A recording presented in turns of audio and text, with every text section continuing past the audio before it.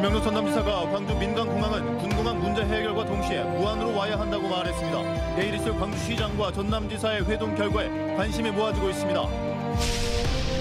전남도청 사무관리비 사용 내역 공개가 안 되고 있습니다. 정부 공개 청구에도 여전히 비공개란 답변만 돌아오고 있습니다. 전남경찰청이 치안 수혜자인 국민의 시각을 반영한 112 신고 코드 체제 개선에 나섭니다. 호남권 최초인 광주에서 나주간 광역철도 사업이 정부의 예비 타당성 조사 대상으로 선정됐습니다. 전라남도는 이를 계기로 순환 철도망을 구축한다는 구상입니다. 여러분 안녕하십니까? 목포 MBC 뉴스데스크입니다. 김영록 전남지사가 광주 민간공항은 군공항 문제 해결과 동시에 무안으로 와야 한다고 밝혔습니다. 김영록 전남지사는 광주 민간공항은 국가계획에 이미 무안으로 오도록 돼 있고 이는 전라남도 장기 발전 계획에도 국가적 계획에도 부합하는 일이라며 광주 민간공항은 군공항 문제 해결과 동시에 무안공항으로 옮기는 게 가장 순리라고 말했습니다. 이는 좀 전에 김영록 지사가 말한 광주 민간공항 선 이전 협약 이행 촉구에서 한 발 양보한 것으로 내일로 예정된 강기정 광주시장과 김영록 전남지사의 군공항 이전 문제 논의에 어떤 변수가 될지 주목됩니다. 700억대 사무관리비 사태가 불거진 뒤에 전남도청에 자료를 요구할 때마다 돌아오는 답변은 정보 공개 청구를 하라는 것이었는데요.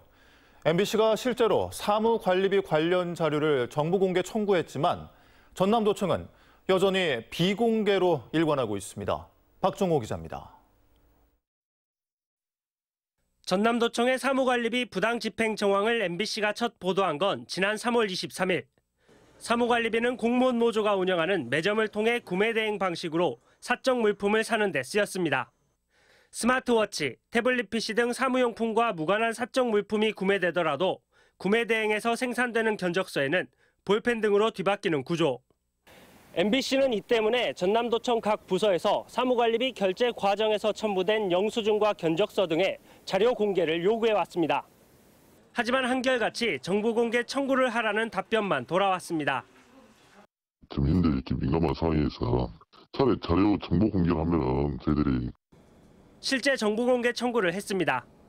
열흘의 기한을 기다려 MBC가 받은 것은 비공개한다는 답변이었습니다. 감사가 진행 중이어서 자료를 공개하기가 곤란하다는 것입니다. 또 시민사회의 정보 공개 요청과 도의회 자료 제출 요청에도 전남도청의 답변은 똑같았습니다. 전남도청의 자료 비공개는 비단 사무관리비 집행 세부 내역뿐만 아닙니다. 올해에만 769억 원에 이르는 사무관리비 총액의 규모도 당초에 전남도는 공개하지 않은 채 시간을 지체했었습니다. 일선시에서 거의 좀 보고하고 있다는 게요. 아마 연락할 겁니다. 700억 원 전체가 잘못 쓰인 예산은 아니라면서도 정작 매점을 통해 구매 가능한 예산의 규모가 얼마인지 구체적으로 밝히지 않았습니다. 근데 그것을 공개 안 한다는 것은 기본적으로 그 주인들이 알아야 될 것들을 숨기겠다라고 하는 불순한 생각밖에 더 이해가 안 되는 거예요, 이거. 44억 원짜리 업무 추진비는 공개하고 있는 전남도청. 하지만 769억 원의 사무관리비는 정보 공개 청구 절차 뒤에 숨어 꽁꽁 감추고 있습니다. MBC 뉴스 박종호입니다. 내일이면 윤석열 대통령이 취임한 지 1년이 됩니다. 호남 발전을 약속했던 윤 대통령의 공약은 제대로 지켜지고 있는지 김영창 기자가 따져봤습니다. 윤석열 대통령은 후보 시절 여러 차례 5.18 묘지 참배에 나서며 호남의 민심을 얻으려 안간힘을 썼습니다. 그러면서 광주 군공항 이전과 복가 쇼핑몰 건립 등을 공약하며 지역 발전을 약속했습니다. 광주가 대한민국의 아시아의 세계의 AI 거점 도시가 되게 저와 윤석열이 만들겠습니다, 여러분. 여러 공약 가운데 진전이 있는 것은 광주 군공항 이전 사업과 복가 쇼핑몰 건립 등이라 할 수 있습니다. 복가 쇼핑몰의 경우 현대와 신세계 등 유통 대기업이 유치 경쟁에 뛰어들면서 이전과는 다른 분위기가 만들어져 있고 광주 군공항 이전도 특별법이 국회를 통과했습니다. 하지만 대통령의 의지가 오롯이 반영됐다기보다는 지역 단체장과 국회의원들의 노력 덕분이라는 평가입니다. 윤 대통령이 약속한 광주 영암 초고속도로 사업은 정부와 여당의 관심 밖으로 밀려났고 서남권 원자력 의료원 건립 사업은 용역비도 반영되지 않았습니다. 윤석열 정부가 내세웠던 공약들이 특별하게 새로운 공약은 없는 것 같습니다. 기존에 해왔던 공약들이 일부 잘 지켜주고 있다는 점은 그나마 다행이다. 전남 지역 대선 공약들도 큰 진전이 없기는 마찬가지입니다. 친환경 재생에너지 산업벨트 조성 사업은 아직 국가계획 수립 단계에 머물러 있고 최고 시속을 350km까지 끌어올리겠다는 전라선 고속철의 경우 낮은 경제성 평가에 앞으로 나아가지 못하고 있습니다. 미래 먹거리인 첨단무료 복합단지는 시작도 못했고 AI 농산업 융복합지구는 제자리 걸음입니다. 그나마 고우주산업 클러스터 조성 그리고 광주 나주간 광역철도망 구축 사업의 예비 타당성 조사 대상 선정이 눈에 띄는 성과라 할 만합니다.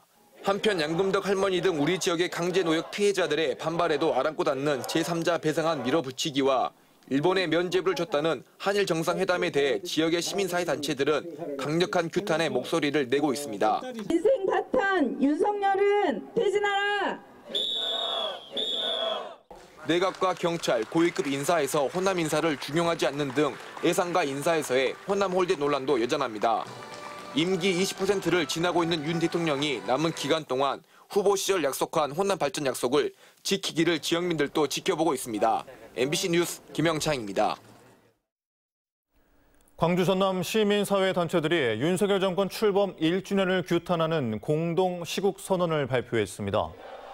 광주 진보연대 등 90여 개 단체들은 윤 정권 1년 동안 불법 정치 개입과 검찰 독재, 건설 노조 탄압 등이 이루어지면서 민주주의가 무너졌다며 윤 정부의 퇴진을 촉구했습니다. 특히 제국주의 범죄 행위에 대해 반성도 사과도 없는 일본에게 면죄부를 줬다며 민주, 민생, 평화 파괴에 맞서 정권 퇴진 운동에 나서겠다고 덧붙였습니다. 전라남북도와 광주시 등 3개 지자체가 공동으로 참여해 오는 6월 출간을 앞두고 있는 전라도 천년사의 역사 왜곡을 바로잡아야 한다는 주장이 제기됐습니다. 조옥현 전남도 의원은 전남도의회 본회의 5분 발언을 통해 전라도 천년사의 일부 표현이 일본 제국주의의 식민사관에 근거하고 고조선의 역사를 축소하는 등 왜곡됐다며 각계의 의견을 수렴해 다시 검증해야 한다고 주장했습니다. 국토교통부가 광주에서 나주간 광역철도 사업을 예비 타당성 조사 대상으로 선정했습니다. 호남권 최초의 광역철도 사업인데 전라남도는 이를 계기로 전남을 하나의 생활권으로 묶는 트라이앵글 순환철도망을 구축한다는 계획입니다. 김진선 기자입니다.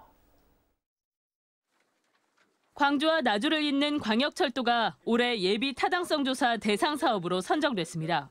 호남권에서는 최초인 광역철도 사업이 첫 관문을 넘으며 탄력을 받게 된 겁니다. 광주 상무역부터 혁신도시를 거쳐 나주역까지를 연결하는 26.5km의 복선 전철로 1조 5,200억 원이 투입됩니다. 광역철도가 완성되면 이동 시간이 50분에서 20분대로 대폭 줄고 나주 혁신도시의 정주 여건도 크게 개선될 전망입니다.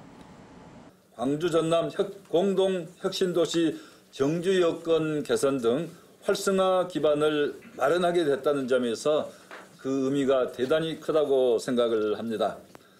이를 계기로 전라남도는 전남을 하나의 생활권으로 묶는 트라이앵글 순환 철도망 구축에 나섭니다.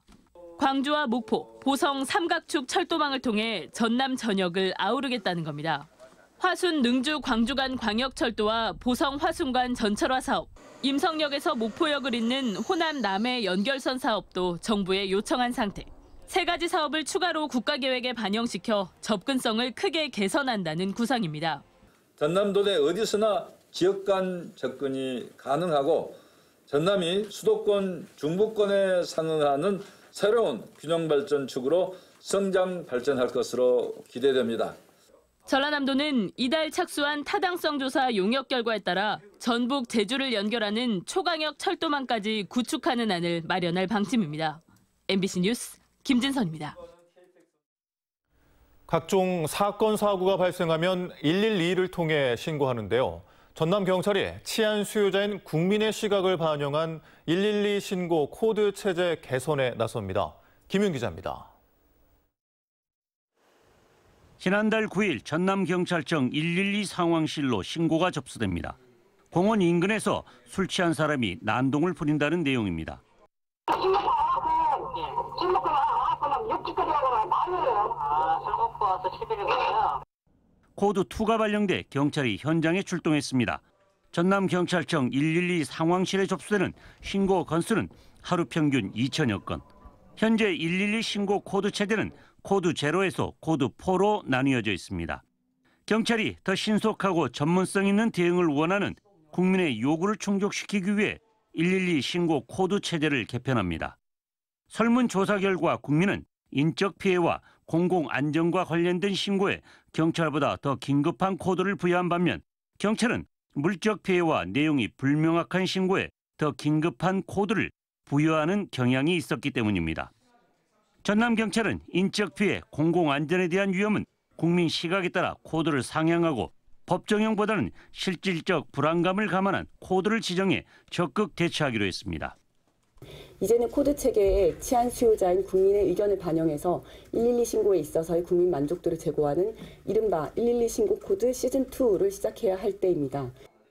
전남경찰청은 지역 관서별 교육 과정 등을 거쳐 이르면 이달부터 개선안을 시행하고 새로운 코드 체제 도입 6개월이 지나면 성과 평가를 할 예정입니다. MBC 뉴스 김윤희입니다.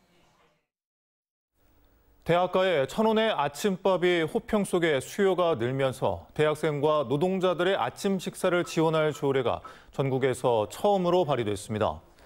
전남도의회 나광국 의원이 대표 발의한 전라남도 아침 식사 지원 조례는 쌀 이용 촉진과 결식률 감소에 기여하기 위해 전남에서 생산된 쌀을 재료로 도내 대학생과 노동자들에게 아침밥을 제공하는 사업을 추진하도록 하고 있습니다.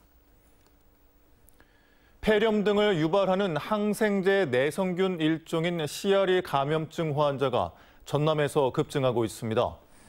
전라남도 보건환경연구원에 따르면 올해 4월까지의 CRE 신고 건수는 160건으로 전년 같은 기간에 비해 39.1%가 증가했으며 특히 감염자 중 80.6%가 65세 이상 고령층으로 나타났습니다.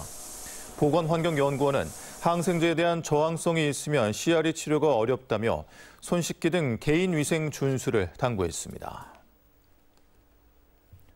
해남군이 2023 한국친환경 농업인 전국대회 개최지로 최종 선정됐습니다. 오는 9월 해남 우술 경기장 일원에서 열릴 예정인 한국친환경 농업인 대회에는 전국에서 만여 명의 친환경 농업인이 참가할 예정입니다.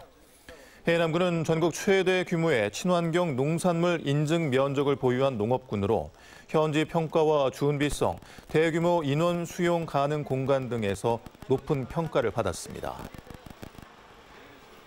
완도군과 소환농협은 화흥포에서 소환항까지 여객선 야간 운항 협약을 체결하고 소환항에서는 매일 저녁 7시 50분, 화흥포에서는 저녁 10시에 각각 출항하도록 했습니다. 완도, 소환도 야간 운항 협약이 체결되면서 노화, 보계, 소환도 주민 만여 명의 교통 편의가 확보됐으며 완도 지역 여객선 야간 운항은 지난 2021년 약산 금일간에 이어 두 번째입니다. 제25회 한평 나비 대축제가 마무리됐지만 축제장은 오는 21일까지 무료 개방됩니다.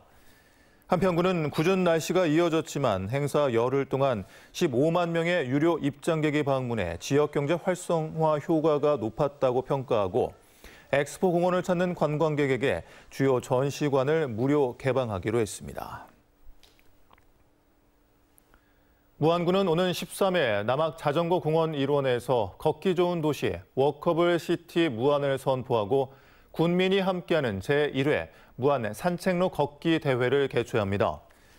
무안군은 지난 2월 워커블 시티의 무안 프로젝트 추진 계획을 수립하고 맞춤형 보행길 조성, 보행 환경 개선, 보행 문화 조성의 3대 추진 전략별 실천 과제를 발굴하는 등 워커블 시티 무안 조성에 박차를 가하고 있습니다. 전라남도가 취약계층에 지원하는 난방용 등유와 LPG 구입카드 쿠폰 사용 기간을 12월 말까지로 연장합니다. 취약계층 난방비 지원 사업은 등유나 LPG 보일러를 난방 수단으로 사용하는 세대에게 전용 카드 또는 쿠폰을 지급하는 사업입니다.